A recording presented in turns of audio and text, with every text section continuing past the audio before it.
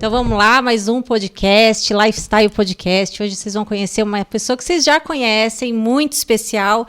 E a gente vai tentar tirar dele coisas que você não sabe, porque tem muita coisa dele que você já sabe, né? Então eu sou a Maitê. Eu sou o Flávio. E hoje a gente está aqui com o Alexandro. Muito obrigado, é uma honra receber você aqui. E a gente já tem muita coisa para te agradecer, não só em nossos nomes, mas de toda a Catanduva, de toda a nação brasileira. Então, muito obrigada de você estar aqui hoje. Bem, eu que agradeço o espaço, deixo aqui meu parabéns para vocês, especialmente ao meu irmão, enfim, que eu sei que esse é um dos sonhos dele e tenho certeza aí que vai dar tudo certo, já está dando certo, enfim, parabéns para vocês dois. Muito obrigada. Eu tenho um monte de pergunta para fazer aqui para você, mas é um monte mesmo.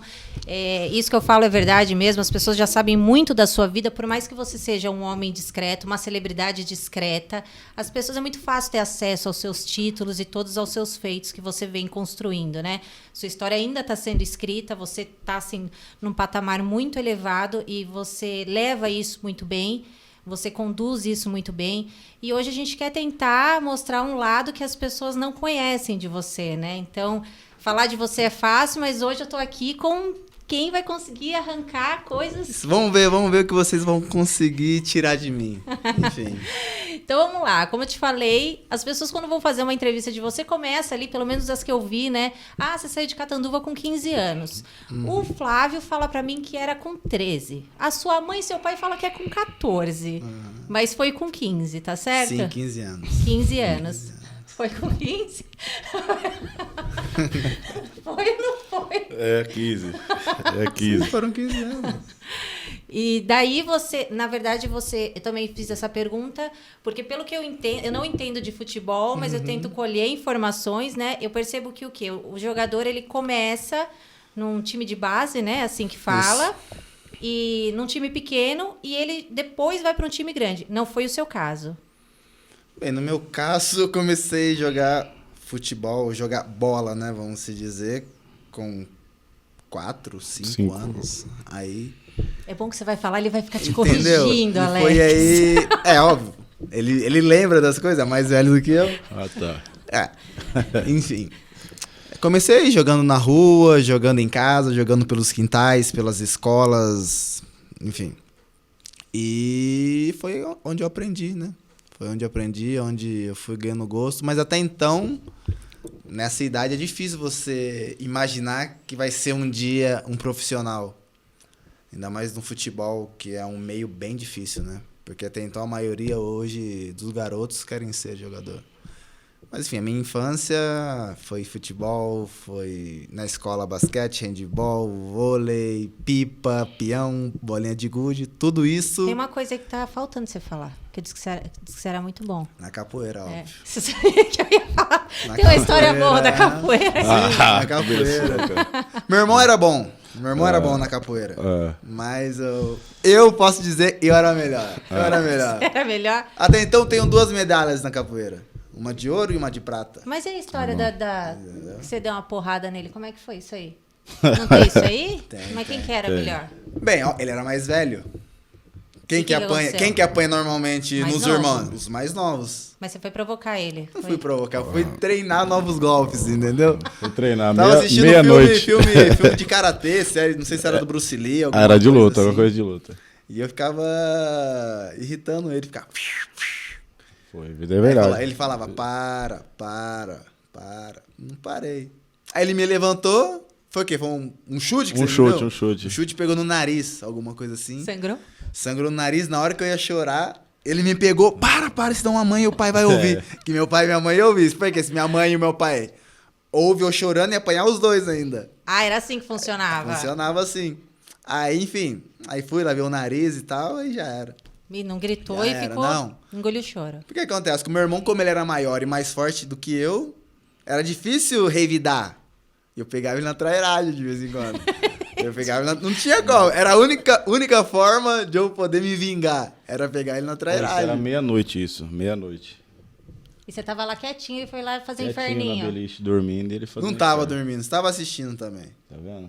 Mas tá bom. Mas me conta, você reinava, você tinha lá, era só você. Aí chega Alexandro. tomando a boca. Foi assim que aconteceu. Porque É. antes era você o reizinho, né? Quando? O reizinho sempre foi o Alex, né, mano? Sempre Não, foi? ele sempre- Quem apanhava era eu. Ele não apanhava porque ele corria. óbvio, óbvio. corria? Ele corria. então Agora, eu se apanhava porque aprontava. Entendeu? É Você assim. não aprontava. Nossa, era Rapaz. tranquilo. O que acontece? Eu era mais roeiro. Você tá virando essa entrevista pro meu lado, isso aí. Eu ficava na rua. Eu ficava na rua. Então não dava muito trabalho dentro de casa. Ele ficava mais em casa. Entendeu? Então ele dava mais trabalho dentro de casa. E eu ficava na rua.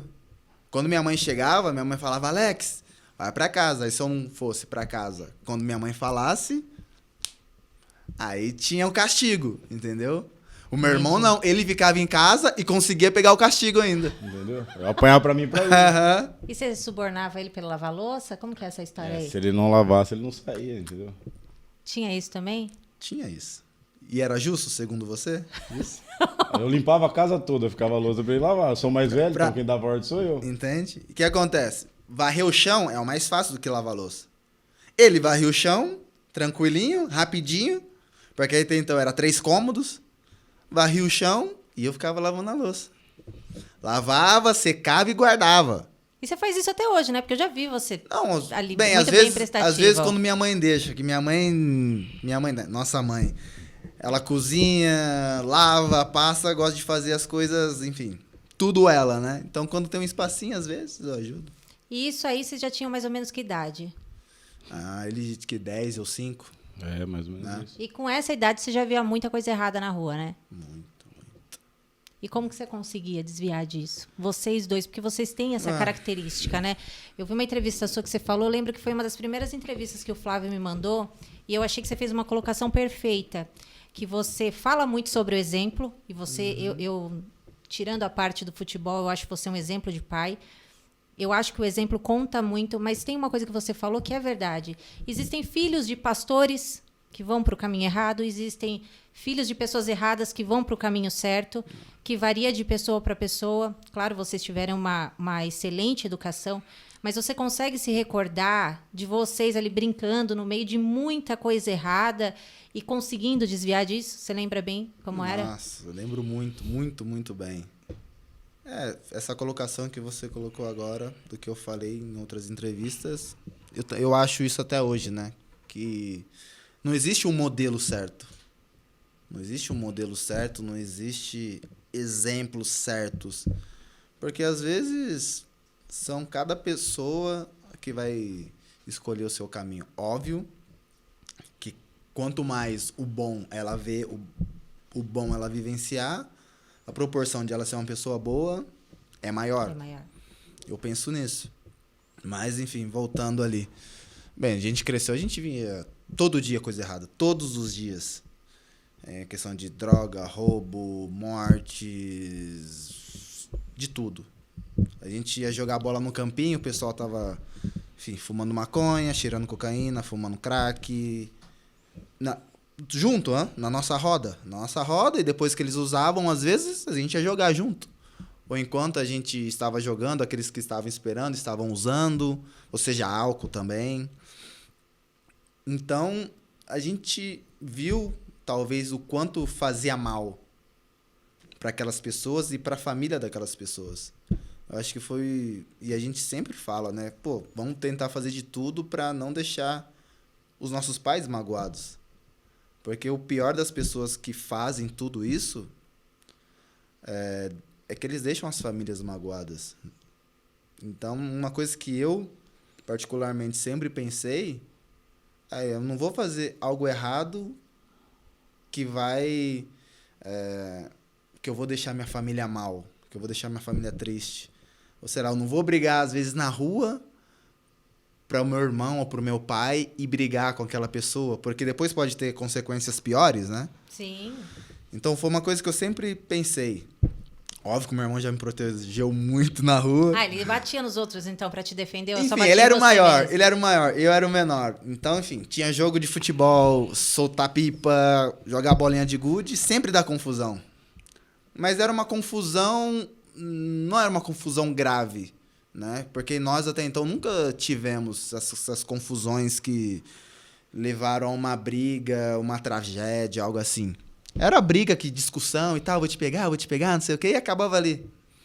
E uma coisa que eu sempre penso ainda até hoje, eu prefiro ser chamado de bunda mole, de bundão, do que brigar com alguém. Isso não é de mim. Isso não é de mim. Então, eu prefiro, mesmo eu estando certo, pedir desculpa e evitar briga para não ocorrer algo mais grave, né? Então, acho que desde pequeno nós pensamos sempre isso, de não arrumar confusão, porque, consequentemente, a gente leva para dentro de casa.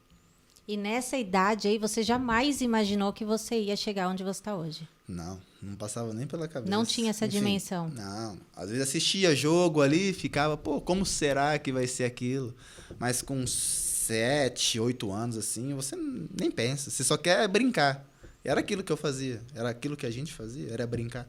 Entendi. E como é que era a história? Que você saía da escola, passava ele, pegava ele pititiquinho? É que... Como nossos pais trabalhavam e o que acontecia? Eu tinha que ir para a escola, buscar ele na creche e a gente ia retornar para casa. E igual muitas vezes, a outra vez que a gente até comentei que muitas vezes a gente trocava o passe de ônibus. Pra gente comer bolacha, comer as coisas. A gente não, você. Entendeu? Você. Então a gente fazia esse bem bolado pra gente coisar. Trocava o passe para comprar bolacha. Aí o salgado, suco. Salgado, suco. Aí a gente andava 6, 7 quilômetros a pé pra voltar embora. Porque, né? Feliz com a barriga cheia. Feliz com a barriga cheia. A gente trocava a passagem do ônibus pra poder comer um salgado, tomar um suco e falava, vamos voltar andando ou comer? Era ali, era um ou outro. E valia muito a pena. Valia quando não pedia pão de ontem nas padarias.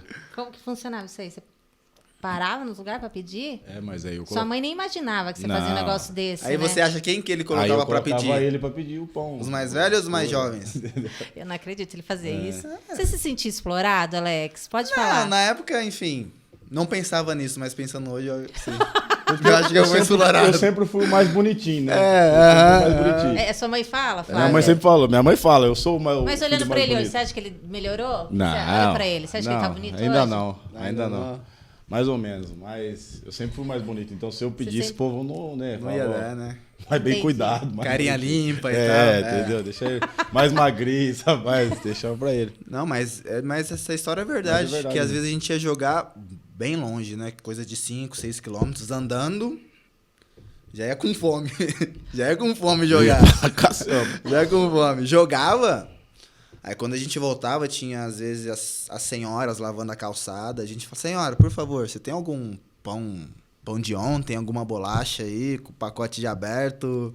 Ou a gente pode tomar água aí na mangueira, água quente, cheia de cloro. E elas ficavam morrendo de dó. Enfim, tinha aquelas que falavam assim, claro, tinha aquelas que não. Tudo bem, entendeu? Ou a gente também, quando via um pé de manga, ou qualquer coisa que a gente podia pegar, a gente pegava. Enfim, o que acontece? Nós não passamos fome. Não passamos fome. Mas às vezes quando dava fome, mas era aquela fome, a gente não tinha vergonha, a gente pedia, entende? E tinha pessoas de bom coração que às vezes davam o que comer pra gente. Mas graças a Deus nunca passamos fome. Tivemos muitos amigos, colegas que realmente passavam fome. Mas graças a Deus, como nossos pais sempre, enfim, foram guerreiros aí, sempre fizeram de tudo pra nunca deixar a gente sem alimento. Só o Alex não gostava de brincar de metadinha, sabe? Como é isso? Era uma brincadeira, verdade. O que é metadinha? Era uma brincadeira, tipo, se você estivesse comendo e eu falasse metadinha, tinha que dividir comigo. Tinha que dar metade que você tava comendo. Entendeu? Tinha amigos nossos que nunca tinha. Então, quando nós tínhamos... Você tá rindo disso, Flávio? É sempre assim, é sempre eu que não gostava, né? Aí nós acabávamos perdendo esse metadinha, mas fazer o quê? Você sabe que falando disso, eu ia deixar para depois para te falar isso. Foi uma coisa que me tocou de um amigo de vocês e hoje eu encontrei com esse seu amigo e ele falou de novo que uma vez eu estava conversando com ele e antes disso, para quem não sabe, o Alexandro, ele tem vários nomes. Né? Então, ele é Alexandro. Na Itália, ele é Alexissandro. Pronunciei certo? Certíssimo. Para os amigos, e ele prefere que se chame de Alex, certo? Uhum. Pro irmão, ele é o Nê. Para a mãe, ele é o Pi, ou o Pizinho. Para alguns ele é o Japa. O japa, japonês, indinho. indinho eu nunca vi, Ah, nunca tem tinha ouvido bastante. falar. Tem bastante. E o neguinho, né? Então as pessoas vão falando, até decorar levou um tempo. E essa pessoa falava assim pra mim. Eu lembro que que o neguinho não era ninguém. E a gente foi jogar bola, não sei aonde lá que ele falou. E o neguinho deitou nos caras e no final ele tinha R$3 e ele comprou um salgado pra mim. Hoje o neguinho é quem é e ele continua sendo o mesmo cara que me pagou o salgado. Foi o Choquinho que falou isso. E eu achei muito emocionante o jeito que ele pronunciou. Claro. Isso. Porque eu até quero que você dê sua opinião em relação a isso. Se você acha que existe um mundo montado em cima do jogador em relação de achar que ganha muito dinheiro e ele se perde no dinheiro e ele fica arrogante e tal. E essa característica sua é muito marcante. Então, eu queria que você falasse se chega um momento que você tem que puxar a rédea e falar, opa, acho que eu estou me perdendo aqui. Você também acha que é aquilo de não usar droga, se é uma característica da pessoa? Como que você entende isso, dessa sua humildade, que é algo tão marcante na sua personalidade? Eu acho essa questão das pessoas acharem aquele que está ganhando dinheiro sobe para a cabeça e tudo mais é relevante. Porque muitas vezes acontece realmente e outras vezes não acontece. Mas mesmo assim as pessoas acham que acontece. Porque muitas vezes acompanha apenas de longe, entende? Acompanha apenas pela televisão, pela internet, ou do que as outras pessoas falam, ou que a imprensa fala daquelas pessoas. Infelizmente, acontece muito. Acontece muito daqueles que saem, como a gente fala, da quebrada, que já não volta mais, que não conversa com os amigos, com os colegas e tudo mais. Acontece. Mas, enfim, quando acontece isso, entre aspas, é um direito daquela pessoa. E questão de humildade, eu acho que é de pessoa por pessoa também. Ninguém é obrigado a ser humilde, ninguém é obrigado a ser mala, ninguém é obrigado a ser arrogante. As pessoas são aquilo e ponto final. Com dinheiro ou sem dinheiro, né? Obviamente. E todo mundo fala, pô, você é humilde, não sei o quê. Tem muitas pessoas que vendem imagem de humilde, tem muitas pessoas que vendem imagem de rico, tem muitas pessoas que gosta de vender a imagem de famoso. Eu não sei fazer isso, entende? Eu não sei, talvez, vender a imagem de humilde ou vender a imagem, enfim, de qualquer modo. Eu sou apenas quem eu sou. Às vezes, até hoje encontrei o Choquinha, tava com o Léo, às vezes converso com o Biel, com o Gordinho, tava com o meu irmão. E eu sempre falo isso. Eu sou o que eu sou. Às vezes tem pessoas que colocam etiqueta em mim. O Alex é mala, o Alex é humilde, o Alex é legal, o Alex é chato, entende? Então, cada pessoa, provavelmente aquelas que realmente não me conhecem, vão me etiquetar de alguma forma.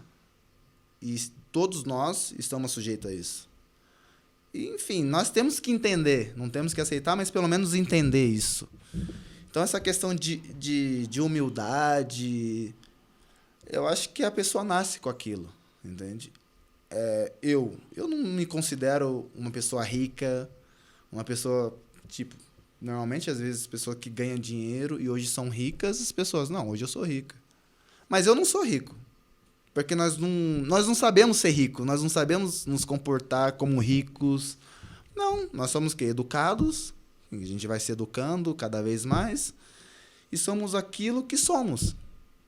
Alex, você se considera o que hoje? Eu não posso falar, eu me considero uma pessoa humilde, eu me considero isso ou aquilo. Eu sou o que eu sou.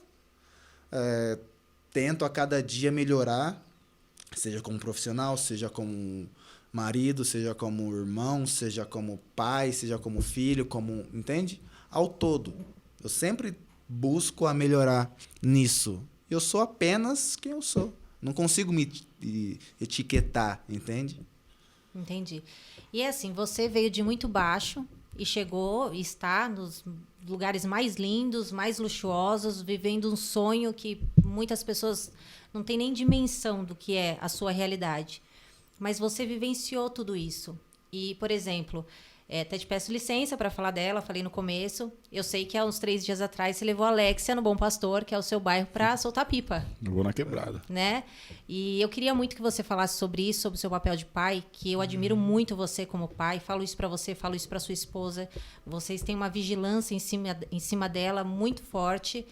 E eu admiro muito isso, né, em vocês. E admiro a educação que ela tem. E eu queria saber como que você conduz, no caso dela, porque ela vem com essa essência que vem de vocês dois, da sua história, da história da sua esposa, mas ela já está nessa magnitude, né? Então, ela já vê tudo isso. Vocês conversam entre vocês para tentar mostrar para ela que aquela realidade não é a realidade de todo mundo. Como que vocês conseguem conduzir isso? Bem, acho que, enfim, graças a Deus eu tive a infância que eu tive, a minha esposa teve a infância que ela teve também. Então, com essa base, a gente tenta passar para nossa filha. Então, a gente sempre conversa com a Alexia.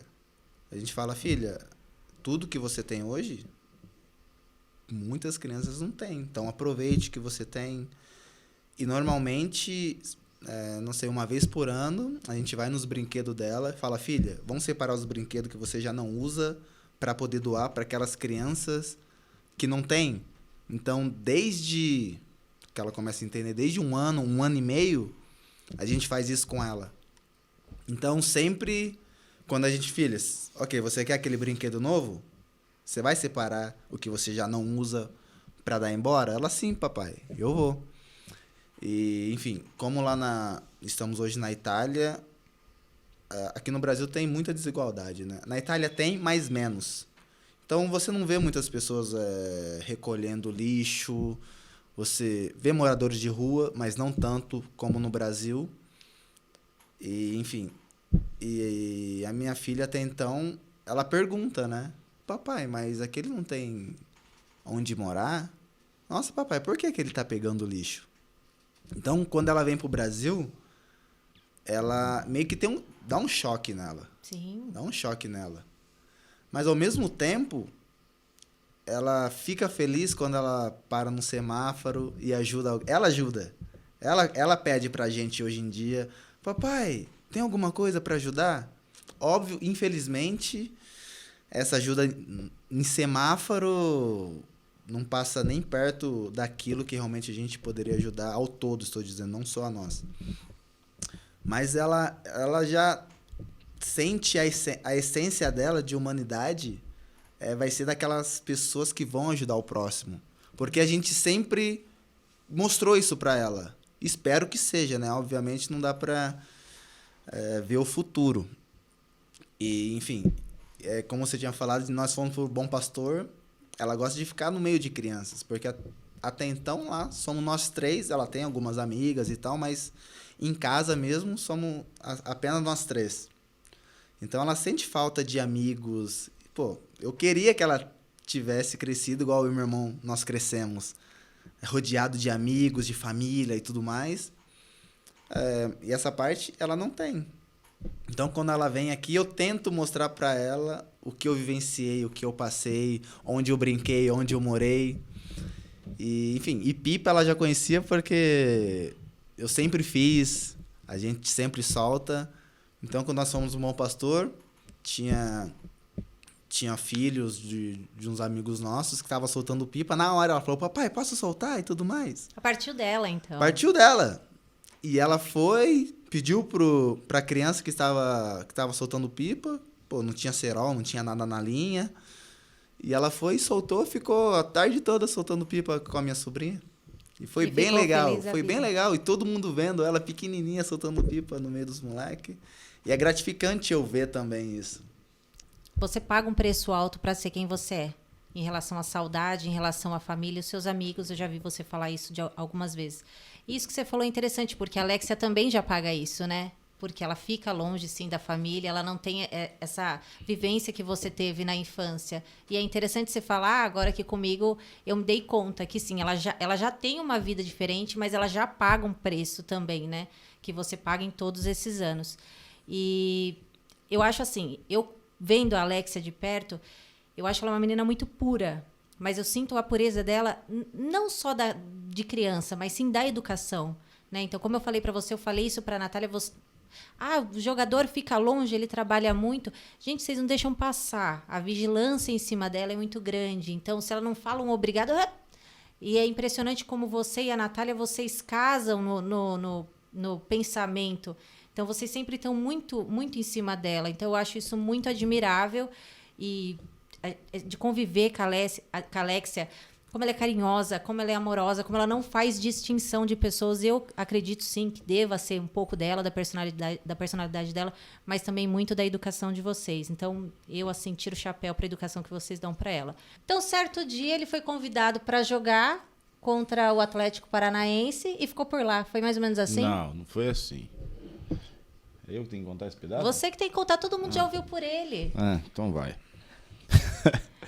Ele foi jogar um campeonato para um pessoal de Guaíra, uma escolinha de Guaíra, hoje é amigo nosso, e foi disputar um amistoso contra o Atlético Paranaense antes desse campeonato. Se eu tiver errado, depois entra no meio, hein, mano, não ficar feio pra mim.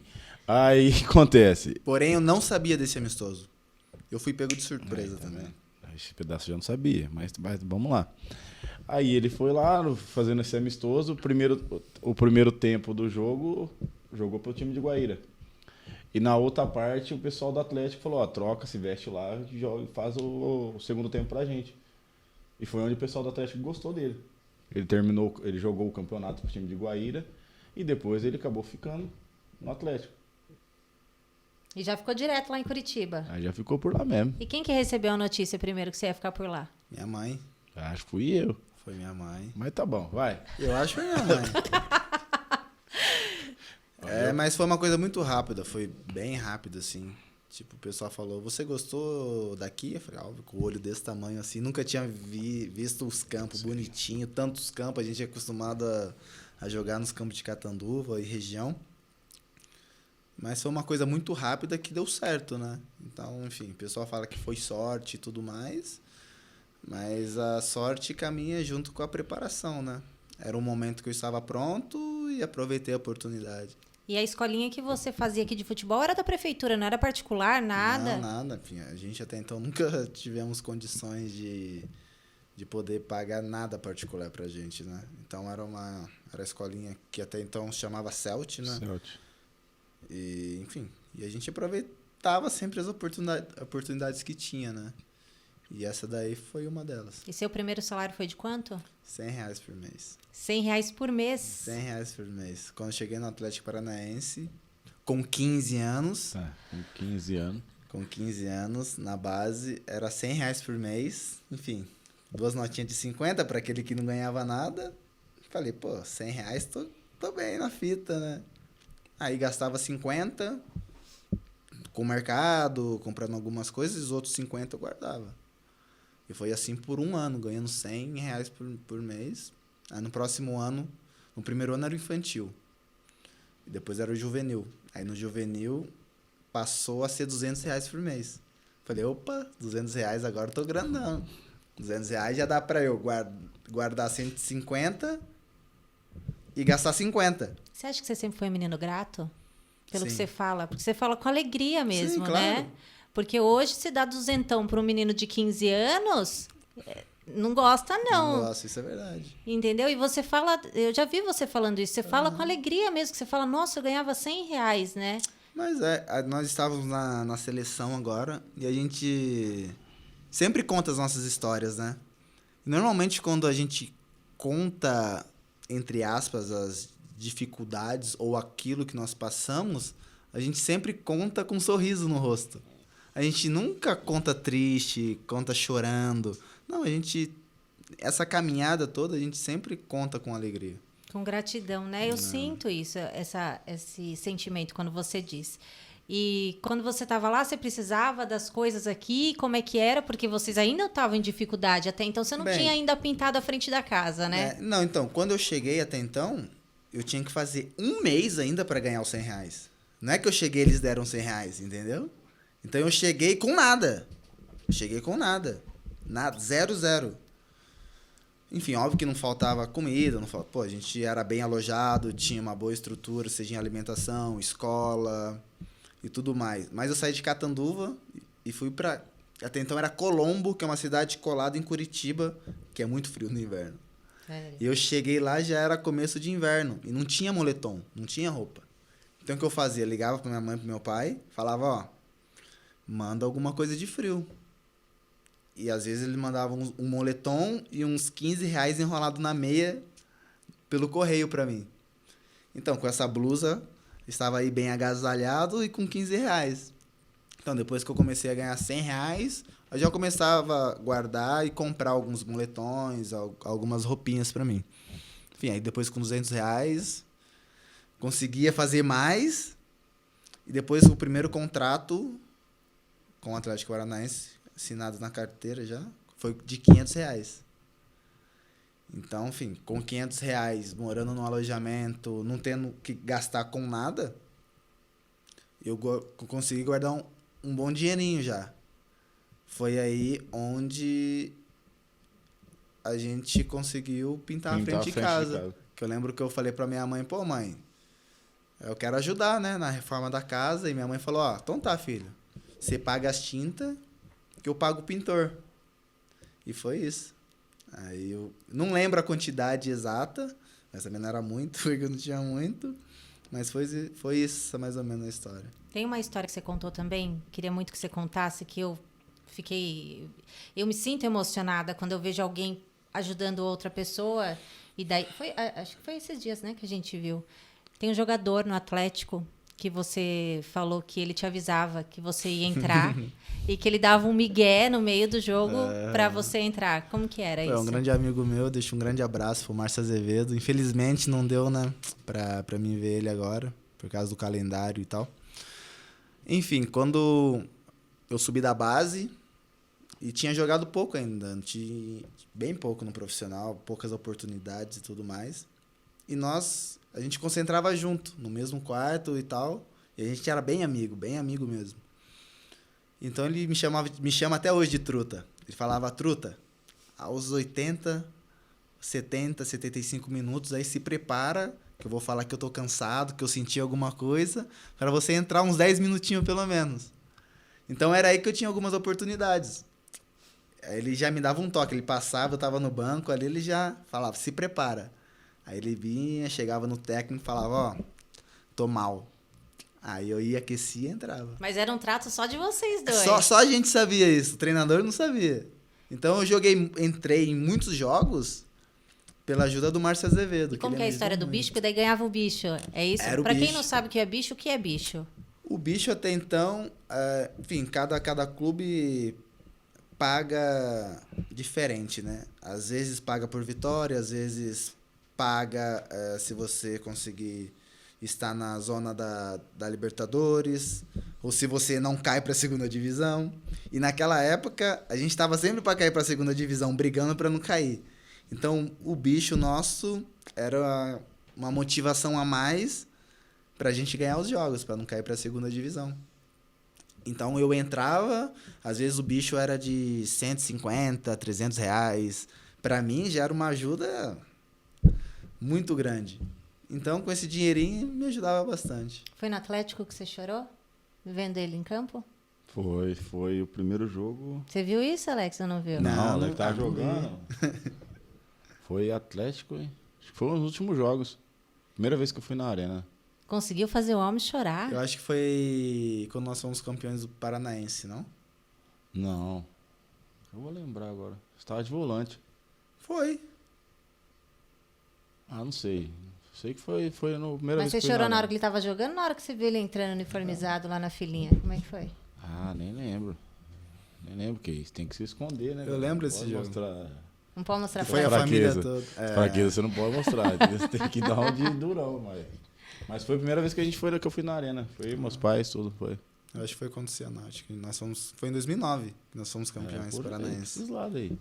Faz tempo. E logo do Atlético, você sabe, é muito estranho, mas ao mesmo tempo, todas essas perguntas que eu te faço, a raiz dessas perguntas vem da minha convivência com a sua família nesse 1 ano. A primeira entrevista depois ela então vai. Então, eu lembro de um dia que os comentários em relação à Juventus não estavam muito legal nesse ano, e seu pai fez um comentário bravo dentro de casa, assim, que ele falou assim, é porque a gente nunca viu o Alex em time ruim. O Alex nunca teve em time ruim, né? Em time mais ou menos. E é verdade, né? Eu conversando com um dos seus empresários, ele fala que seu caso é um caso raríssimo. Claro. Porque você sempre teve em ascensão, você sempre teve cada vez melhor. E daí, voltando, você estava no Atlético Paranaense e você já foi para o Santos. E pelo que eu entendi, você foi para o Santos no auge que só tava os caras mais sensacionais. Foi isso? Eu acho que é muito importante na carreira de um atleta, falando do jogador de futebol, estar no time certo dos clubes.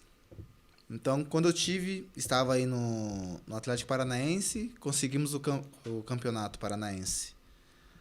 E depois, enfim, fui para o Santos. É quando o Santos começou a formar um time muito... que tava Neymar, Robinho, Elano, enfim, o Léo, vários jogadores grandes e um clube que estava mesclando os jogadores mais experientes com os mais novos. Então, quando eu fiquei sabendo que eu poderia ir para o Santos, eu era novo, né? Na época, era bem jovem. Fiquei feliz, porque era um clube que já estava acostumado com os jovens. E falando do time, foi o time certo que eu fui para o Santos. Porque em menos de 2 anos, eu consegui ganhar 2 campeonatos paulistas, uma Copa do Brasil e uma Libertadores. Em menos de 2 anos. E depois pro Porto também, e agora a Juventus, eu peguei os momentos bons dos clubes. Então, essa questão do time certo, óbvio que não dá para saber isso. Isso é sorte, é competência. Eu já ia te perguntar. Você O que julga é isso? isso? Como é? O que é isso? Não tenho resposta. Não tenho resposta. Só sei que eu peguei os times certos dos clubes. Entendi. E quando que é que ele te dá aquele carro lá que foi maior sucesso, que os meninos falam? Ele tava no Porto? Talvez eu lembre desses cortes, 84. 4 marchas, era Os o meninos falam que ele bichão. arrasava com esses cortes que você deu Como, pra como ele. que era o nome dele? Trovão. Trovão. Trovão. Esse corte 84. Você chegou a andar... Trovão. Andei, óbvio que andava, andei. Você Eu pode ter achei todos que os era carros o- que você quiser, Alex. Você pode andar com todos os carros da Jeep. Mas, assim, existem 2 carros que eu ouço muito falar. Esse bendito e o tal do Honda. Sim. Que quando o Alex chegou em Era o Catanduva... Batmóvel. Era o Batman. Não, e ficou uma referência histórica, porque o Flávio fala assim, isso aí é a época do Honda. Não sei o que lá do Honda. É. Você até chegou a sofrer um acidente com o Honda, não foi isso que aconteceu? Foi depois disso que... Só por isso que nos livramos dele. Que foi embora. É mesmo? Você rodou na estrada, você estava com a família inteira. Tava dentro. chovendo muito. Enfim, e o carro perdeu o controle e tudo mais. E graças a Deus, minha esposa estava grávida ainda. Mas graças a Deus não aconteceu nada com ninguém. Nada com ninguém. Foi só realmente perdas materiais. Não, mas o Honda marcou, Não, viu? Honda tem história. Honda tem também. muita história. Porque foi o primeiro carro. Sempre quando é o primeiro carro, primeira casa, tem história, né? Você já estava no Porto? Não, no Santos. No Santos, Não, não. tava no Atlético Paranaense. Atlético Paranaense. Ah, entendi. Atlético Paranaense. Primeiro carro. Primeiro carro a entrar na Foi o garagem primeiro de casa. carro. E, enfim, fomos felizes com ele. Pra caçamba. Fomos felizes É o com Honda ele. que ainda tem as rodas guardadas? Tem umas rodas até hoje guardadas dele. É lembrança, será? É lembrança, mas também depois, enfim, quando nós somos mais jovens, nós gostamos de colocar rodas no carro, Som, mudar cor, som, tudo mais. Aí depois eu fui passando dessa fase, porque tudo é fase, né? Hoje em dia você gosta de carro? Gosto Você é de ligado em carro, carro? gosto de carro, gosto de estar com aquele carro seguro, com aquele carro que, enfim, que eu sei que eu vou usar, que a família vai usar, mas não tem aquela paixão que muitos têm de colecionar ou ter aqueles melhores, não. Eu gosto de ter um carro seguro e bom para mim e para minha família, e basta. E quando que você teve a primeira sensação de que você colocou a família inteira no avião, levou para a Europa, você consegue lembrar isso? Você tem esses sentimentos? Porque são vários, né? Mas você consegue ter esse, falar assim, nossa, olha o que eu tô conseguindo fazer. Você tem Não, isso? a primeira sensação eu não tenho, porque já foram várias coisas, vários momentos e tudo Sim. mais. Mas às vezes quando... a gente sempre para, né? Uma hora para pensar na vida, que a gente passou, que a gente tá passando, que a gente possa passar ainda. E eu sempre penso primeiramente sempre na minha família. Sempre penso primeiramente na família, aquilo, enfim, no que eles me ajudaram ou naquilo que eu já ajudei ele ou que podemos fazer agora. Eu acho que uma das coisas que eu mais penso é nisso. Mas também eu sou bem grato à família que eu tenho, à educação que eu tive, a mãe, pai, irmão, amigos, família ao todo. Sou bem grato a tudo isso.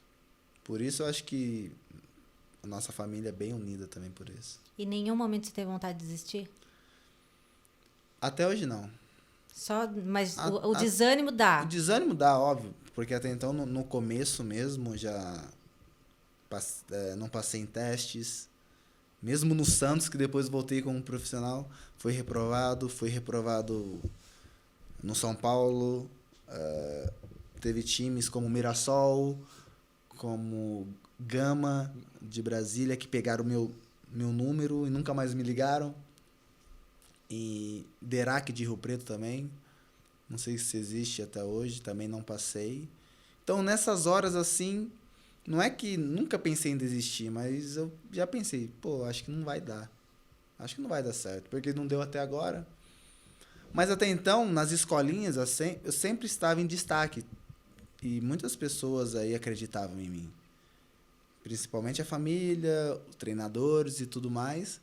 E às vezes, como eu já fiz teste, já tinha feito teste, eu tinha visto mais ou menos o nível dos outros jogadores. E eu via que eu não estava abaixo deles. Eu estava ali, que eu poderia competir. Então isso também me deu força. E isso me fez me preparar mais ainda. Porque conheço muitos que fizeram testes, não passaram e desistiram. Eu não. Eu fiz teste, não passei. Ok, se eu não passei, porque eu não estava preparado. Eu não estava preparado, fui humilde de entender isso, me preparei para quando surgir uma oportunidade eu estar preparado. Então, talvez essa humildade de entender que eu não estava preparado, que a culpa de não passar no teste não foi daqueles que não me escolheram, mas sim de mim, que eu não estava preparado ainda, que foi a minha força. Mas essa inteligência emocional, né? A gente viu o que aconteceu com a ginasta, por exemplo, agora na Olimpíada. É algo que vocês precisam ter muito e que acontece não só com atletas, mas pessoas de qualquer segmento, qualquer profissão. Toda essa habilidade, que seria um conselho, né, de você com você mesmo. Você acha que você desenvolveu sozinho? Como que é que funciona? Vocês, jogadores, conversam ou era sua mãe que falava? Porque isso é uma inteligência emocional. Você conseguir lidar com tudo isso, com todas essas dificuldades. Eu acho que isso é individualmente, né? Por exemplo, eu e meu irmão, nós fomos criados iguais. Pelos mesmos pais, pelos mesmos amigos, pela mesma família. Então, é impossível chegar aqui e falar que eu e meu irmão nós temos a mesma força emocional. Então, isso é individual, eu acho. Às vezes conta da forma que nós fomos criados, sim. Mas também conta aquilo que nós vivenciamos, aquilo que nos preparamos, que a vida nos prepara. Estou falando hoje com meu irmão porque ele foi preparado de uma forma e eu fui de outra, porque eu saí de 15 anos de casa.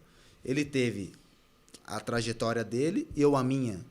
Então tem coisas que eu estou mais preparado e tem coisa que ele está mais preparado. Mas essa questão de preparação mental, nós atletas, nós nos preocupamos muito de ficar preparado com o corpo. E com o corpo. Assim como o corpo é treinado, evolui com o treinamento, a parte psicológica também. E muitas pessoas não trabalham isso. Porque hoje você tem um personal para o seu corpo, mas é um tabu ainda você ter um personal para sua mente. E a cada vez mais os clubes, seja todos os esportes, estão aplicando isso. Mas óbvio também que tem vários casos que as pessoas que foram maltratadas na infância vai ter um reflexo futuramente. Isso é fato. Então, acho que a mente hoje tem que ser trabalhada, tem que ser preparada.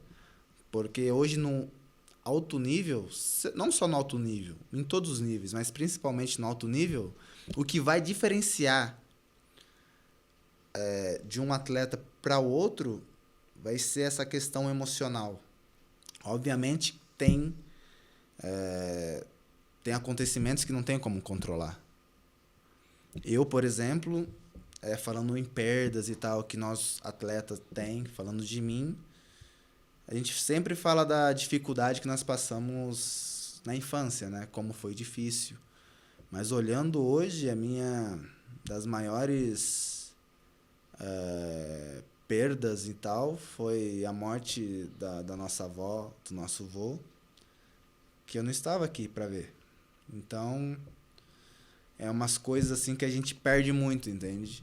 Que a gente tá lá fora, a gente poderia, eu poderia ter vivenciado um momento a mais, eu poderia ter dado o último abraço. Então, tudo isso gera a força emocional. Porque quando eu soube que minha avó tinha falecido, eu estava indo para o jogo. Era de noite já lá na Itália. Eu estava indo para o jogo. Avisei o vice-presidente, o diretor, todo o clube do acontecimento. E eles falaram para mim, você consegue jogar? Você acha que consegue jogar? Eu falei, eu consigo jogar. Joguei o jogo, porque já não tinha como viajar, não tinha como voltar. Passei o jogo todo, enfim, nem pensando no jogo. E acabando o jogo, a primeira coisa que eu fiz, a gente tinha jogado em outra cidade, voltando, já fui vendo minha passagem e tudo mais para vir para o Brasil. Falei para minha esposa arrumando minha mala e tudo mais, e vim para o Brasil. Então são essas perdas, né, que a gente leva com a gente. Ou muitas vezes um aniversário que eu queria estar com meu irmão, um aniversário que eu queria estar com a minha mãe, com meu pai. Esses momentos que a gente perde. Principalmente, como eu falei, de perdas de entes queridos. E essa questão de força emocional, a gente passa por tudo isso. A morte também do meu avô, eu estava no estádio também.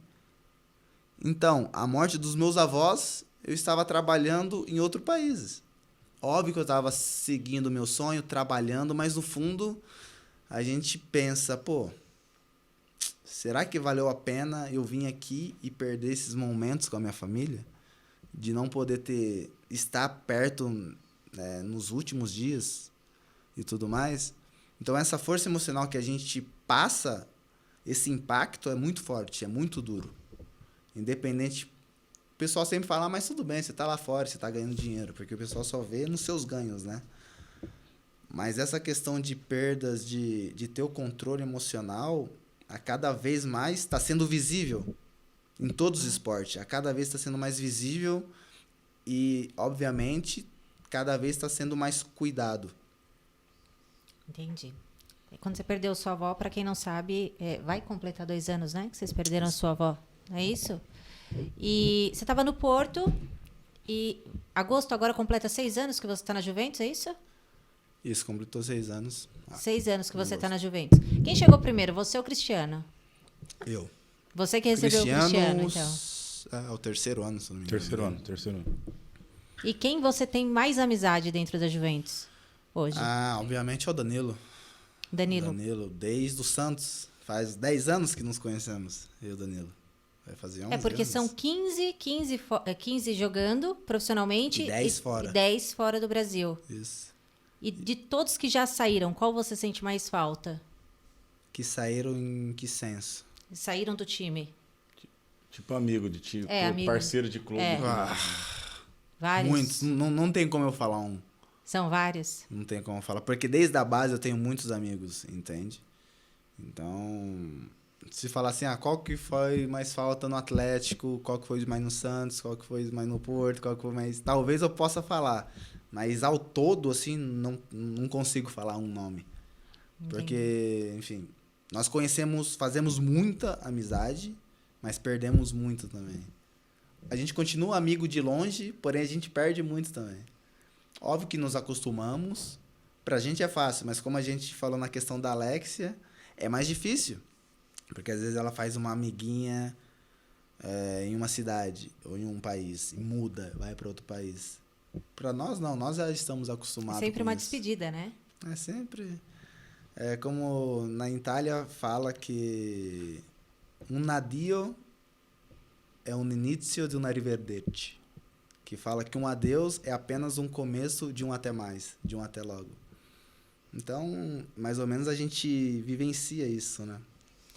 Tem uma outra pergunta que eu quero te fazer, que é em relação assim, por exemplo, você fez um gol na seleção esses dias atrás. Você para pensar numa nação inteira que está festejando graças a um feito seu? Você tem o peso dessa responsabilidade ou não? Não, acho que nós não pensamos nisso. Primeiramente, nós pensamos, enfim, pô, fiz um gol, óbvio, feliz, mas ajudamos a equipe. E depois, é difícil os jogadores pensar cada gol que faz que tem milhares de pessoas vendo, né? Que a gente apenas tenta fazer o nosso melhor para poder ajudar a equipe e tudo mais. Mas óbvio que é gratificante quando você vê a torcida, a nação toda torcendo pelo seu gol, festejando pelo seu gol. E você não tem fãs só brasileiros, né? Você é ídolo na Itália e você tem fãs no mundo inteiro. E eu fico muito impressionada, por exemplo, eu vi uma criança chorando na sua frente esses dias. A criança não conseguia te olhar, ela não achava que você não era de verdade. E às vezes eu vejo vídeo com o Flávio daquelas crianças na frente do centro de treinamento. O Flávio fala que eles ficam na frente do condomínio. Como que é isso? Porque eu morro de dó de ver aquilo. E vocês são deuses na Terra para eles, né? E como que é esse sentimento? Você lembra da primeira vez que você viu uma criança escrito Alexandro atrás? Você consegue lembrar disso ou não? Bem, é gratificante, né? Quando você vê uma criança vindo pedindo foto para você, falando que te admira, que é seu fã e tudo mais. Meio que você, pô, será que é verdade mesmo? Será que eu vou acreditar nisso? Porque meio que é uma coisa inesperada às vezes. E a questão de pessoas, quando eu vejo alguém com a minha camisa, com o meu nome escrito atrás, eu fico muito feliz, mas muito feliz mesmo. É um reconhecimento pelo seu trabalho, pela pessoa que você é e tudo mais. Então, acho que as coisas mais gratificantes de hoje estar nesse meio, de estar, pode-se dizer, na fama, é o reconhecimento principalmente das crianças. Muito legal. E aí, Flávio, quando você viu ele a primeira vez com a camiseta do Brasil, como que foi pra você? Faz tempo, hein? Foi contra o Gabão. Foi o Gabão. 2011 ou 12? 12, acho. 12, 11, 12. É que o Alex ele tem a história, vem desde a base, da né? base da seleção, né? Até, igual falando do Danilo, onde está na cláusula no contrato? Onde você chega, Danilo também chega. É engraçado, né? Sempre tá. Parece que o Alex chega, abre a porta, o Danilo chega. Então sempre, ainda eu brinco com a minha mãe, com o pessoal, que até o Danilo é o irmão que o futebol deu pro Alex, porque os dois é muito grudados, os filhos são amigos e sim, etc. E você já parou pra pensar também, mano, que a importância que você tem para as crianças, para os jovens, como pilar da família, que também não é uma coisa tão fácil, você já parou para pensar tudo isso? Bem, eu acho que como eu já tinha falado, em questão de tentar sempre ser um profissional melhor, uma pessoa melhor, eu acho que é principalmente depois, óbvio que eu fui pai, que a gente começa a querer ser o exemplo, né, para os filhos. E principalmente também para as crianças que nos vê. Porque as crianças que nos vê hoje, eles vão querer te imitar. Se você é um jogador de futebol que gosta de confusão, que gosta de aparecer na mídia com essas notícias, meio que eles vão se espelhar nisso, né? Então, que eu tento fazer as coisas boas. Óbvio, eu não me sinto exemplo para ninguém, mesmo talvez sendo. Então, eu tento fazer as coisas boas, ajudar as pessoas que eu posso ajudar. Então, eu acho que você fazendo as coisas boas, as pessoas vendo você fazendo coisas boas, elas também vão querer fazer coisas boas. Então, acho que a maior questão de eu querer sempre melhorar, acho que eu estou melhorando, na questão do bem, é mais para ser exemplo, primeiramente, para minha filha e também para todas essas crianças. Tem uma outra coisa que eu queria falar, uma característica sua, que eu vejo como normal, mas é um diferencial. Você ajuda diversas pessoas. Muitas pessoas. Eu sei, eu vejo isso. Mas você não gosta de falar isso. Né? Você não gosta de sempre estar com o seu nome ali. Você não gosta de que... às vezes, vamos colocar uma foto do Alex. Você fala, não precisa. Já vi você falar isso. Não precisa fazer isso. Você evita ou você não tem vontade de que coloque? Como que é isso dentro do seu coração? Bem, eu acho que você não precisa ser visto para ajudar.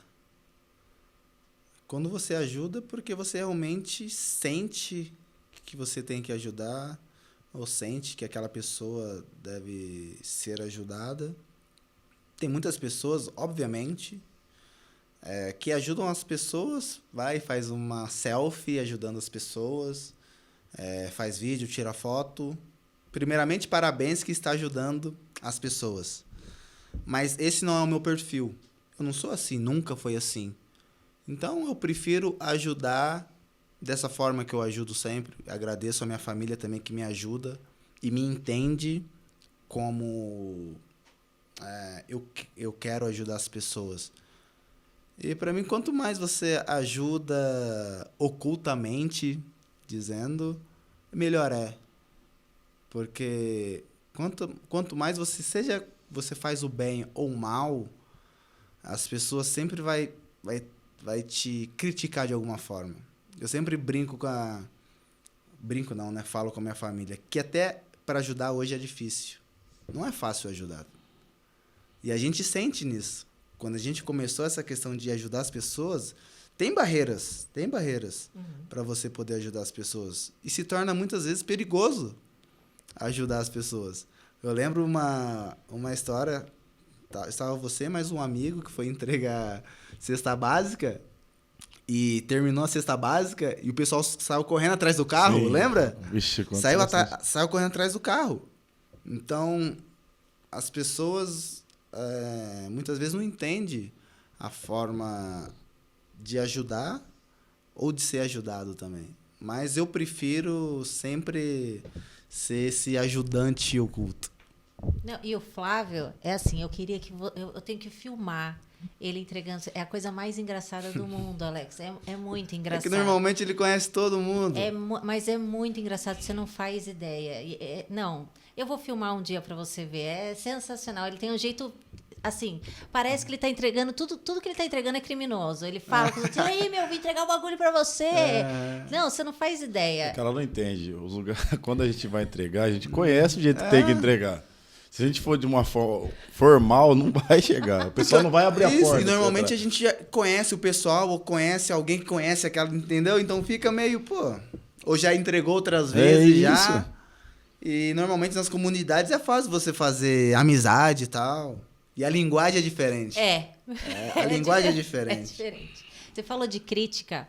Existe uma diferença muito grande das críticas vindas da mídia brasileira com a mídia italiana? Você acha que tem uma agressividade diferente? Como que é isso? E como você lida com isso, né? Porque você está no alvo o tempo inteiro.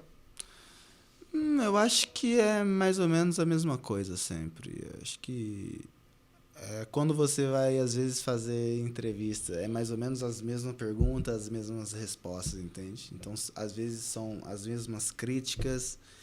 Muitas vezes você sabe o porquê tá te criticando, mesmo você fazendo bem. Porque, infelizmente, tem muito negócio que eles fazem através das críticas e através dos elogios. Então, tem muitos negócios através disso. Hoje, enfim, eu já com uma bagagem entendo isso. Óbvio que eu já passei por período e falava, mas eu tô fazendo tudo bem, tô me criticando, como assim? Mas hoje eu entendo. Ou às vezes eu não estava fazendo tão bem e estavam me elogiando. Tipo, eu falei, peraí, mas o jogo que eu fiz bem, que eu achei que eu fiz bem, me criticaram. E o jogo que eu achei que não fiz bem, que ninguém achou que fiz bem, me elogiaram. Então tem muitos negócios atrás desses comentários. E a mídia usa isso. Principalmente em questão financeira. Essa é a verdade. E o que eu sinto muito são as pessoas que às vezes não assistem um jogo ou não vai no estádio e tem que acreditar nesses comentários ou nas matérias que saem. Infelizmente, o jornal em si, seja no mundo todo, perdeu muita força.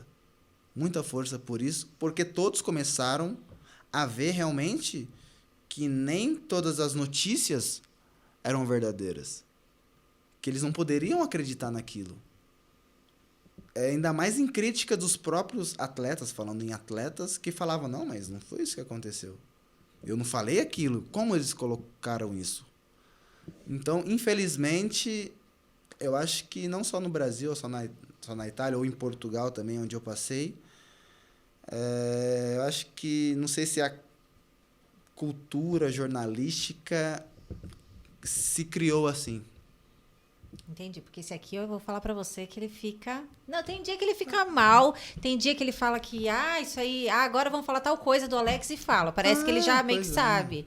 Né? Então, eu acredito que a crítica, de alguma forma, não sei se também tem a inteligência emocional, mas também tem muito seu estado de espírito no dia, né? Tem dia que você tá mais fragilizado e aquilo pode ser, que mesmo que seja mentira, vai te doer. Mas além do futebol, além de tudo isso que você me contou, você gosta de jogar também, né? Você joga videogame? É isso que você faz? Jogo. Já joguei bem mais, agora jogo menos, né? Porque minha filha parece um furacão dentro de casa. Então, quando eu estou concentrado, viajando, às vezes jogo, sim. Principalmente no lockdown. Quando teve lockdown, eu estava na Itália sozinho em casa. E o que me salvou foi o videogame. Foi que eu jogava online com meus amigos, então conversava o dia todo, tinha assunto para falar e me ajudou nisso. Mas a cada vez, acho que eu vou ficando mais velho, eu vou jogando menos, vou lendo mais, vou aprendendo mais, seja com documentários e tudo mais. Mas eu gosto, é uma coisa que a gente sempre teve em casa, né? Desde o Atari. Desde o Atari. Atari a gente teve. Isso não dava briga, não? Óbvio. O Atari. No Super Nintendo, meu irmão, quando tava perdendo, ele puxava o fio pra dar chute, a gente falava. Dar chute e desligava o jogo. Desligava o jogo, dava uma briga. Mas não era só eu, não. Ele também dava fazia uma briga. E eu lembro que o primeiro videogame, acho que minha mãe ganhou de uma patroa dela, que ela trabalhava de doméstica e a gente ganhamos o videogame. Isso é verdade. Foi o Atari, né? O Atari. Aí depois veio o Super Nintendo e tal. Eu lembro que a gente foi comprar o primeiro mesmo, foi o PlayStation 1, mas já era usado e tal.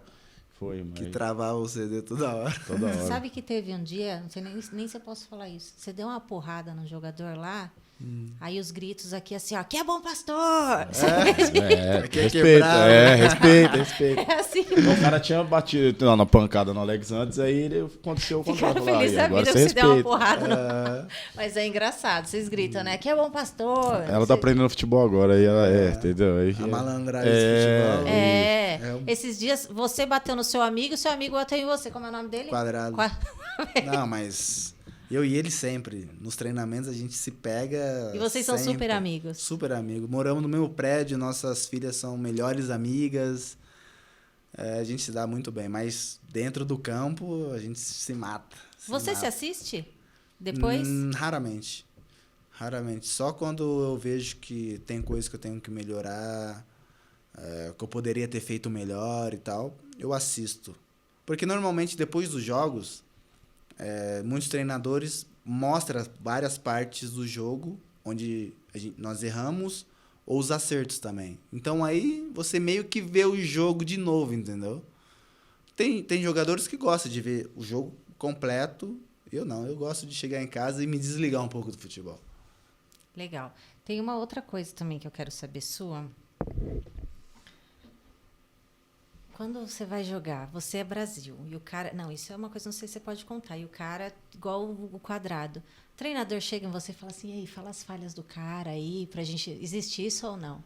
Óbvio. Ou é antiético fazer isso? Óbvio que acontece. Acontece? Claro.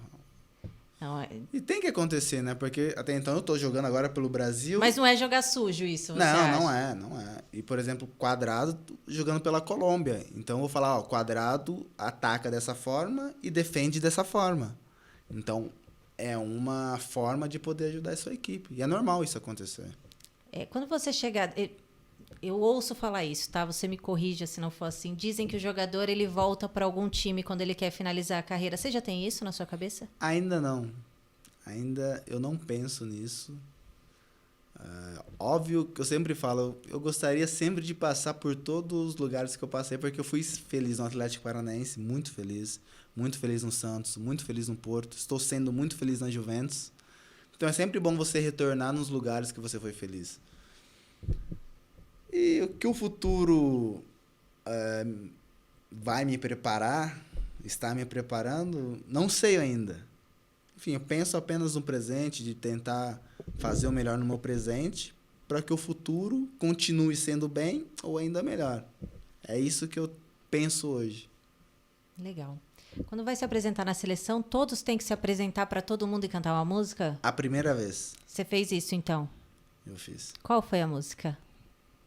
A primeira música foi Pimpolho. Ela Canta tá- um pouquinho aí, Alex. Ela tá dançando e o Pimpolho tá de olho, tum, tum. Essa daí. Esse corte vai fazer sucesso. Faz. Essa foi a primeira. Mas teve que apresentar 2 vezes, né? Essa foi a primeira. Aí na outra, o Ronaldinho Gaúcho foi. E ele não tinha ido nessa que eu tinha cantado. Tinha ido só o Robinho, se não me engano. E o Ronaldinho Gaúcho foi e tal, tudo mais. Ele tava sentado, tipo, do meu lado. E foram os mais jovens, falaram, cantaram e tal. E ele não tinha visto, né? Ah, daí tem que fazer de novo? Aí, tipo, ele só me olhou assim, fez, tipo, só assim com a cabeça pra mim. Vai. E era, tipo, não tinha ido muitas vezes, né? Aí eu falei, tá bom. Aí eu subi, qual música eu cantei? Pô, esqueci, era um funk das antigas, meu. Você não lembra, Flávia? O mais famoso, pô, das antigas? Era só mais um Silva? Não. Não, meu. Não, tem que pegar esse vídeo em algum lugar. Não tem. Acho Na que época não eu não tem? filmava. Esse aí não. Ah, não? Não. Foi 2012 por aí, né? Isso aí, né? 2013. Mas só cantava, não tinha que contar a história igual do rapaz da tapioca lá, não, né? Não. Eu só, tipo, me apresentava, falava, pô, sou Alexandro, jogo em tal clube. É uma honra estar aqui, agradeço a comissão técnica, a recepção de todos os jogadores. Isso aí. Não falou que jogar com ele no videogame, não. Não, eu não falei. Essas mancadas aí. Aí depois cantava música. Mas falando de seleção, tem uma coisa que o Flávio fala e eu também já vi você falando numa entrevista. De uma Copa, era uma Copa? Que vocês tinham certeza que você ia ser convocado, já estava tudo preparado. E você recebeu a notícia, você estava com a sua família, de que você não ia ser convocado. Bem, certeza não era, né? Mas a expectativa era grande. E a gente estava tudo em casa, estava na... Vocês estavam lá em Torino? Não, a mãe e o pai estavam em Torino e eu estava aqui. E a gente estava vendo ao vivo, né? A convocação para a Copa. E quando não falou meu nome, foi tipo... Meio que o corpo gelou totalmente. Mas enfim... Como todos que foram, até então, eram meus amigos, meus parceiros, aqueles que foram na minha posição também, enfim. Gosto muito deles, mas, obviamente, que eu fiquei triste, né? Porque eu poderia ter ido, mas não fui. Mas, obviamente, estava torcendo para aqueles que foram mesmo na minha posição. Mas a minha sensação realmente foi uma sensação de tristeza. Porque como eu queria ir e não fui, fiquei triste, mas também, enfim, a vida que segue, fazer de tudo para poder também ter chance nessa próxima Copa do Mundo. Mas falando naquela convocação que eu não fui, obviamente fiquei com um sentimento de tristeza. Tem uma outra questão que eu queria te perguntar, que assim, você é um caso excepcional, né? Diferenciado, mas existem vários ensinamentos dentro da sua profissão, do seu trabalho, da sua carreira, que todo mundo pode pegar para si dentro do que está fazendo hoje, né? E eu também vi numa entrevista sua em questão de você tem ali a sua posição e sempre tem ou reserva ou você já foi o reserva de alguém. Acontece uma inimizade ali, vocês são concorrentes, vocês são amigos, como que acontece essa relação? Porque se um tá lá, o outro não tá. Como que funciona isso? Porque no mercado, no nosso trabalho, acontece isso. Você sempre tem alguém que pode brilhar mais que você, ou naquele momento tem aquele time que você falou que pode acontecer naquele dia, brilhar mais ou chamar mais atenção. Como que vocês lidam com isso, com o concorrente ali do lado sendo do mesmo time? São casos e casos. Cada um interpreta de um modo. Eu tive a sorte, até hoje, clube ou seleção, de sempre ser amigos dos jogadores da minha posição. Então, seja no Atlético Paranaense, era o Márcio Azevedo. Seja no Santos, era o Léo, que o Léo fazia a mesma coisa do Márcio Azevedo às vezes. Já falava, se prepara que você vai entrar. Cheguei no Porto, tinha o Álvaro Pereira também.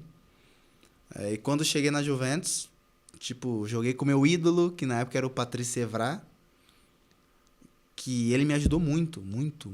Me deu várias dicas.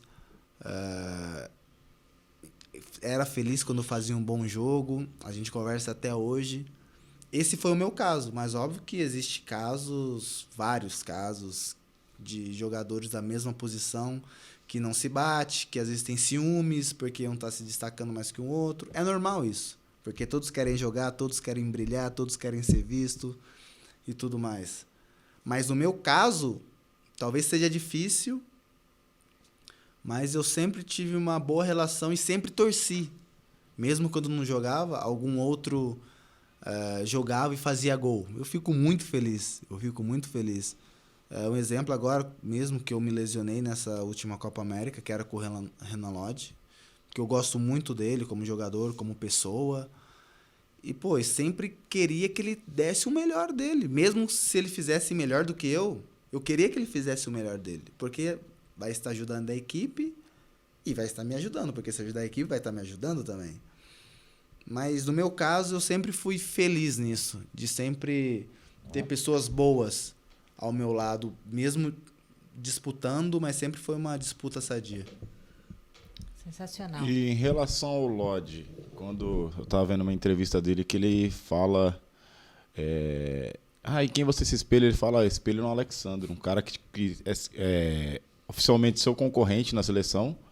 E o cara fala assim, não, eu me espelho no Alexandre, eu tenho ele como ídolo. Como que você se sente nessa situação? É bem legal que eu e o Lodge, nós saímos do Atlético Paranaense, trabalhamos com o mesmo representante e nos cruzamos na seleção brasileira. Então é bem legal. Ouvir isso dele e poder estar concorrendo com ele uma vaga é muito bom para mim. Porque como ele já falou que se espelhou em mim, eu vou querer que ele continue se espelhando em mim. Então meio que eu vou fazer o meu melhor. Eu vou querer, entre aspas, continuar sendo um exemplo, ou continuar sendo um espelho para alguém. E eu sempre falo, quando você se espelha em alguém, você tem que ser melhor que aquele que você está se espelhando. Você não tem que ser igual a ele. No mínimo, você tem que ser igual a ele, mas você tem que sempre pensar de ultrapassar ele. E todos que mais jovens, né, que eu sempre falo isso. Mas é uma sensação bem legal, porque até então, hoje, Renan Lodge já é um grande jogador. E você ouvindo isso de um grande jogador já é muito bom. E todo mundo te pergunta como que é a experiência de jogar do lado do Cristiano Ronaldo? E como é essa experiência? Muitas pessoas. Mas depois que o Cristiano ainda foi para a Juventus, acho 90% das pessoas que vêm conversar comigo sempre alguma coisinha perguntam, e aí, como que é jogar com o Cristiano Ronaldo? Como é o dia a dia? Como que ele é? Ele é normal, como nós. É um bom profissional, é uma boa pessoa que se dedica, como todos, que dá sempre seu 100%, e por isso que ele é o que é e chegou onde ele chegou. Mas é porque, enfim, como as pessoas sempre vê através da televisão, através da mídia, é meio que intocável para muitas pessoas, né? Que hoje é considerado como ídolos de milhões. As pessoas têm essa curiosidade. E eu sempre falo a mesma coisa. Não, ele é normal, cara. Chega no treino, treina, faz o trabalho dele, vai para casa, descansa, no outro dia volta, treina, depois joga. Igual todos os trabalhadores fazem normalmente. Sim. A rotina, né? Vamos finalizar? Por mais que seja triste, a hora de acabar. Vamos. Provavelmente as pessoas pedem isso para você. Eu queria que você falasse alguma coisa para os jovens que se espelham em você, apesar de achar que tudo que você fala não é para criança, nem para jovem, não importa a profissão. Eu acho que você é um exemplo para qualquer pessoa, não importa que situação ela esteja. Mas eu queria que você falasse para os jovens, sim. Ainda mais por toda essa situação que a gente está passando. Sim, está na mão dessas pessoas que vão tocar o nosso futuro. E eu queria muito que você passasse uma mensagem para essas pessoas. Eu acho que passar a mensagem para os jovens é sempre importante, porque até então, como você falou, vai ser o nosso futuro, né? São eles que vão cuidar de nós daqui uns dias. E uma das coisas que eu sempre falo é tentar ser a melhor pessoa, a melhor versão sua. Você tentar fazer sempre o bem. Porque, normalmente, quando você faz o bem, você vai receber o bem. Ou, muitas vezes, quando eu falo, às vezes você não precisa nem fazer o bem. Basta você não fazer o mal. Você não fazendo o mal já é um grande passo. E óbvio que, normalmente, tem a questão de estudos, tem a questão de educação dentro de casa. Às vezes, infelizmente, tem aqueles que não têm a educação adequada em casa, que tem que se espelhar muitas vezes em ídolos ou espelhar muitas vezes nas escolas. Então, eu sempre peço para esses jovens ser a melhor pessoa possível, seja em questão do bem. Não ser a pessoa mais rica, ser a pessoa mais poderosa, ser a pessoa mais famosa. Simplesmente a sua melhor versão na questão do bem. Porque se todas as pessoas pensar em fazer o bem, de ser uma pessoa boa, às vezes não precisa nem ajudar o próximo. Mas como eu falei, não fazer o mal já é um grande passo. E para terminar, eu vou pedir mais uma mensagem sua, que eu gostaria muito que você falasse para o Flávio, o que ele representa para você, o que a sua família em geral representa para você, a força que tem a sua família. Eu queria muito que você dissesse isso para ele. Isso aqui acontece muito graças ao seu apoio, que você nos apoia de todas as formas, e você sabe a importância disso. Quando eu te agradeço, eu não agradeço só em meu nome, em nome do Flávio, eu agradeço, assim, existem muitos agradecimentos que não chegam até você. Às vezes as pessoas falam muito de ingratidão. As pessoas não são gratas. Existem muitas pessoas que são gratas a nós em silêncio. Então, você pode ter tenha certeza que existem muitos agradecimentos que não chegam a você, mas pessoas que dormem e estão te agradecendo em oração. E eu queria muito que você falasse para ele. Eu acho que ele está dando um grande passo na vida dele agora. E eu queria que você desse uma mensagem para o Flávio. Bem, desde já, uma das pessoas que eu mais amo nesse mundo, uma das pessoas que, enfim, faria de tudo. Às vezes, mesmo quando eu não faço, pensando no bem dele. Porque às vezes a gente já chegou no patamar que ninguém jamais é irmão mais novo ou irmão mais velho. A gente já tem uma relação bem adulta. Queria também parabenizar, a pessoa que você se tornou durante todos esses anos. Já teve acertos, já teve erro, enfim. Então, acho que tudo isso que você absorveu, tudo que você passou, fez uma base muito forte. Fez uma base muito forte que às vezes nem você vê. E nós que estamos de fora, estava conversando hoje com amigos nossos, ou mesmo com a família, o Flávio tá bem, a gente vê ele mais confiante, vê ele mais forte. Realmente ele mudou. Então, eu quero te dar o parabéns, falar que você está no caminho certo. E é aquilo que eu te falei, eu sei que você está buscando o melhor de si, a sua melhor versão. Óbvio que a gente nunca vai estar contente com a nossa versão, mas eu tenho certeza que você está no caminho certo, você está buscando a sua melhor versão, seja como pai, como namorado, como filho, como amigo, ao todo. Enfim, dizer que eu te amo demais, enfim, tudo que eu faço sempre pensando na família, em você. Nada nunca vai quebrar, principalmente a nossa amizade que a gente tem, o nosso amor que a gente tem. Isso é uma coisa que eu me orgulho. Eu nunca escolheria ter outro irmão. Nunca escolheria ter outro irmão. Então, agradeço a Deus de ter você como irmão. Vocês querem quebrar mesmo, hein, mano? Quer falar alguma coisa pra ele? Aí você me quebra as pernas. Ah, mano, o que eu tenho é só agradecer, mano. Agradecer tudo. Você sabe que o que eu sou hoje, eu devo muito a você, ao pai, a mãe Maitê, sabe, amigos que também, mesmo caindo, levantando, a gente foi levando.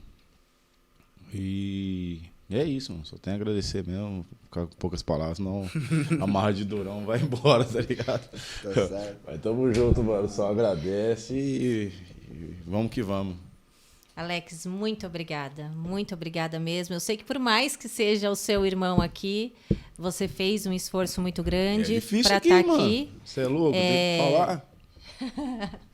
Eu sei que vocês ficaram mais de um ano, né, sem se ver. E eu senti a dor da sua família. Final de ano eu sei que para vocês é muito especial. E nesse ano seus pais estavam com Covid. Nós passamos, eu e o Flávio, dentro de casa. Você já tinha Covid no final do ano? Não, Você pegou não. logo no começo, Peguei né? no De começo, janeiro. Em janeiro, isso. E eu sei que você prioriza a família e a sua família prioriza a família. Então eu sei que foi um período muito difícil para vocês, que dinheiro nenhum foi capaz de fazer isso ser diferente.